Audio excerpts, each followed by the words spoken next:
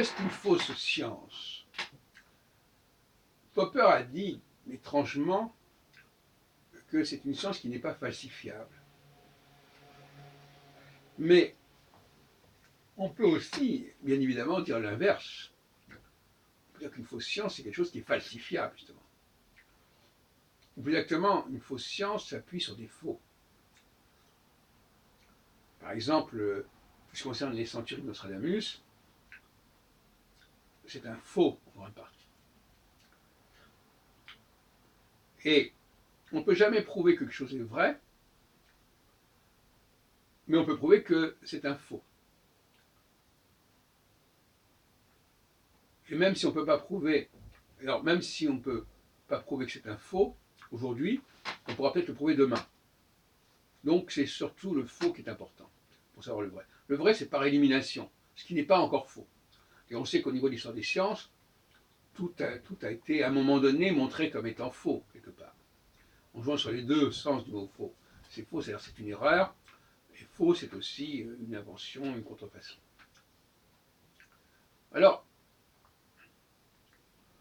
si il est déjà si difficile de montrer, pour ce qui concerne Nostradamus, qui nous renvoie quand même qu'au XVIe siècle, qu'il y a des faux,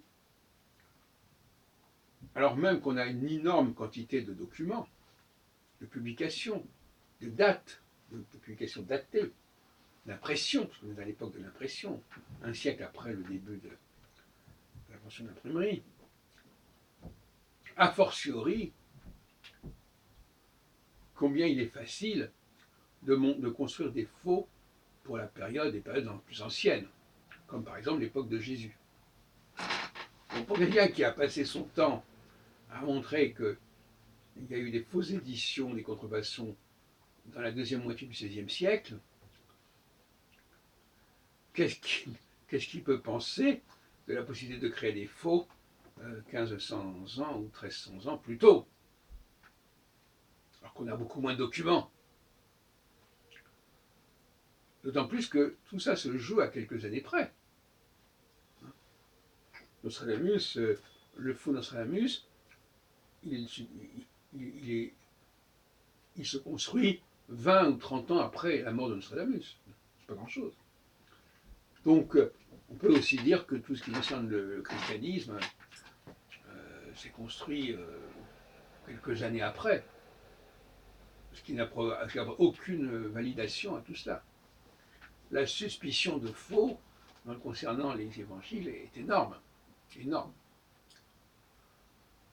Parce qu'en fin de compte, il faut prouver les choses à l'époque. À l'époque. Et dans ce qui concerne le christianisme, le Christ, c'est absolument impossible. On n'a pas assez de documents qui permettent de recouper les choses, qui permettent de les dater exactement à quelques années près. C'est pas possible. Donc, pour quelqu'un qui a travaillé sur Nostradamus, tout ce qui concerne des périodes plus anciennes apparaît comme tout à fait vaseux, flou.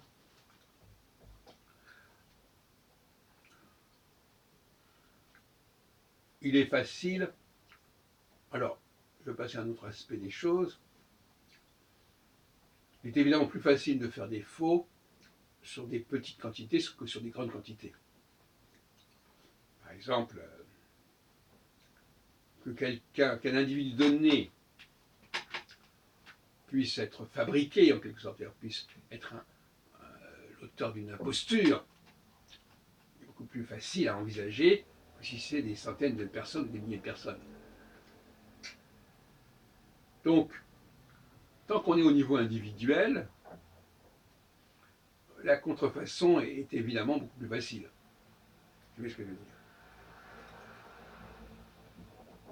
Un imposteur, c'est facile à imaginer. Pourquoi? Parce que, tout simplement, déjà, le premier piège, c'est que nous sommes tous égaux dans la capacité à parler. On va dire tous, il y a beaucoup de gens qui savent parler. Et donc ils savent dire des choses. Ou on peut leur faire dire des choses. Bon, prenez un exemple limite. Prenez une femme, on va dire cette femme-là, elle est très intelligente parce qu'elle dit des choses très intelligentes. Et alors? Qu'est-ce qui nous prouve que ce qu'elle dit de très intelligent est d'elle? Et qu'elle n'a pas repris chez quelqu'un d'autre. Donc ça prouve rien du tout. Vous savez, la fameuse formule, ce que vous dites d'intéressant n'est pas de vous, et ce que vous dites de vous n'est pas intéressant. Donc, comment peut-on prouver que quelqu'un est vraiment intelligent?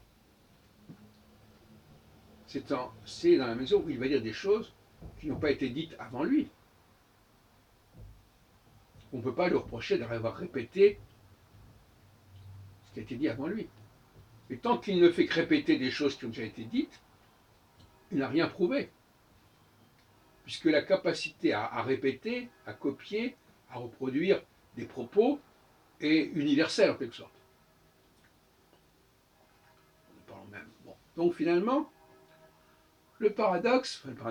l'ironie du sort, c'est que on arrive vraiment à montrer qu'on est intelligent que si on dit des choses que les autres n'ont pas dites avant nous. Et donc des choses qui ne font pas consensus. L'autre jour, je disais, c'est cette histoire de dire que les philosophes ne sont pas d'accord entre eux. Ben, heureusement qu'ils ne sont pas d'accord entre eux. Parce que s'ils étaient d'accord entre eux, ils se répéteraient les uns les autres. Donc, le prix de l'authenticité, c'est d'être seul, quelque part. En tout cas, de l'être pendant un certain temps. Et puis après, il y a d'autres personnes qui répètent ce que vous dites, et donc là, on a d'autres problèmes, ils vous répètent, ils reprennent ce que vous dites. Donc on a deux situations, soit la personne qui est seule, soit quelqu'un qui répète. Dans les deux cas, c'est pas très agréable, ni dans un sens, ni dans l'autre.